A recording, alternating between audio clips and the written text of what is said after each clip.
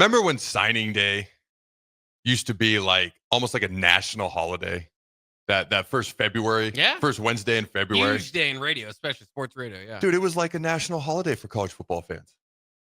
Now the first Wednesday in February means nothing because it's all been switched. Not all, but like 99% of it has been switched to December. But even then, it's hard with the transfer portal. Like, you could get excited about a kid coming in and be like, all right, this kid's a 3-star, but he can really develop. He can get bigger, faster, stronger. This kid's a 5-star. He can immediately impact us on the field, hopefully, sooner rather than later. All right, this kid's kind of under the radar. I don't think this kid's going to be that good, but he's highly thought. Like, you could follow the journey of each and every person. And I would say 90% of the time, well, not 90% of the time. There was 44 players when I came in, and by the time we were seniors, there was less than half of us were still here, and way less than half the scholarship class. The majority that were left were actually, a lot of them were walk-ons, but at least you felt like maybe you had a 50% shot of following a kid all the way through. I don't know what that percentage would be now. I'm not trying to damper today. Trey he's a really good player. He got 2 years left of high school, left to play. He is highly thought of, and if he commits, it's exciting. But it's a start. It's a great start. You got one of the best quarterbacks in America committed to come to Nebraska. But now you got to keep recruiting the next 2 years. And how much, to your point, how much does the game change? How much does NIL change? How does this work? Does somebody else try to come in over the next 2? Yeah, the answer is yes. Multiple somebodies is going to come in and try to change his mind. And then do they make a big, you get all the way to signing day 2 years from now. And do they make a gigantic offer right before Matt Rule hits the press conference stage for his signing day press conference? I'm not trying to put a damper on it. I actually really like him, Trey Taylor. Like, he is a good quarterback. Seems like a great kid. If he comes here and makes it to the quarterback room, I get very, very excited.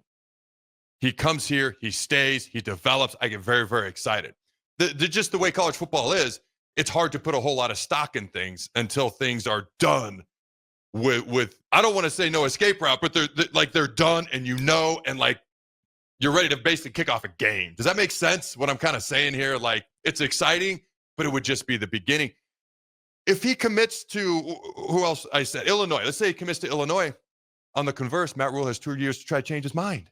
So it goes both ways. You know what I mean? Any final thoughts? We do got to go to break, Jake. Yeah, it is. I mean, it's just like whether he's 2 years out, and there's something to be said about making a decision before your junior year. Maybe once to kind of be an outlier and jumpstart and get all that going for his class, whatever school he's going to. But again, things can change. And now I just think when you look at recruiting anybody, high school, JUCO, transfer portal, I'm looking at all these guys as 1 year guys because they're basically, so when you say it doesn't mean anything until they're on the field, but even when they're on the field, it doesn't mean anything for the next season.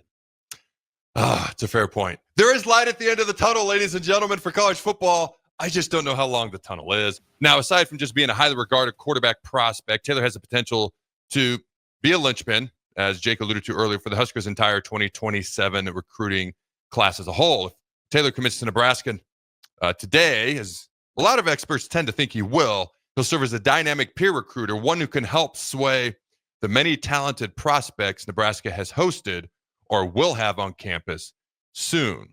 Now, the 2026 cycle has been a little bit murky. Okay, like I mentioned earlier, complicated by the federal uncertainty around roster limits, et cetera, et cetera. But the 2027 picture is going to be a little bit clearer because they should have more answers by then. And if Nebraska can pair a strong season on the field this year with Taylor's potential commitment, the Huskers could sign a really, really good 2027 recruiting class. So that's something we didn't touch on earlier, or not too in-depth. Like, getting him to commit, the ricochet effect that could have. If I'm a wide receiver and I'm looking at Nebraska and they don't have a quarterback committed, okay, maybe that matters to me. Maybe it doesn't. Maybe it's a negative. Maybe I just don't care. And then I'm like, oh, that dude's going to throw me the football? All right, I'm much more likely to come commit to Nebraska. And then this running back's like, hey, we're going to be able to throw the ball downfield, open up some lanes for the running game. Boom, maybe this running back comes, or maybe this offensive lineman. Oh, now we got a really good class. Now some other folks want to hop in. I don't know. There could be a little bit of a positive ricochet effect if he does commit today. If he doesn't, again, Matt Rule has 2 years to try to change his mind. So it goes a little bit of both ways. How much stock do you put into it? At the same time, if he does commit, what's the ricochet type effect for the rest of Nebraska's 2027 overall recruiting class? You got any quick thoughts there, Jake? Well, not so much just on this situation, but overall and in general, you just to kind of start to think about it. We've of course seen over the years college players opt out of games so they, to get ready for the NFL.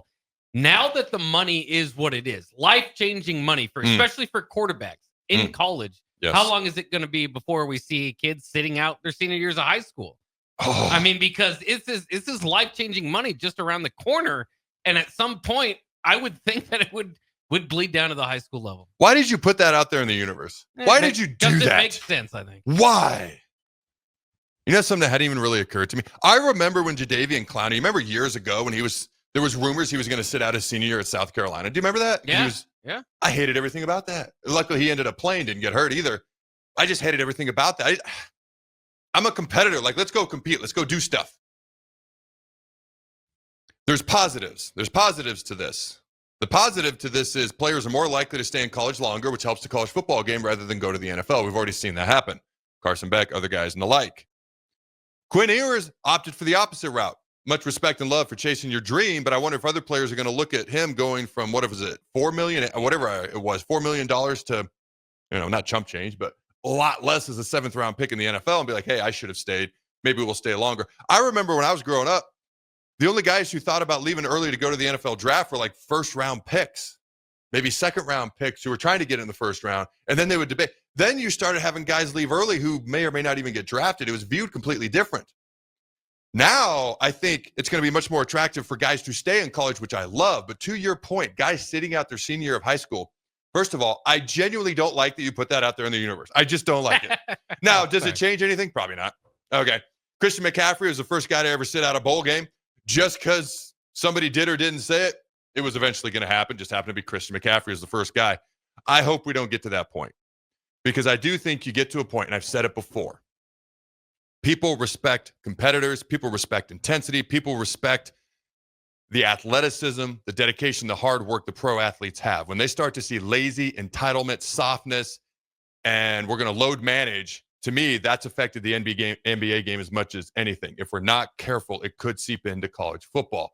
I feel good that there, again, is light at the end of the tunnel. I just don't know how long the tunnel is. If the tunnel gets too long, you turn off more and more people.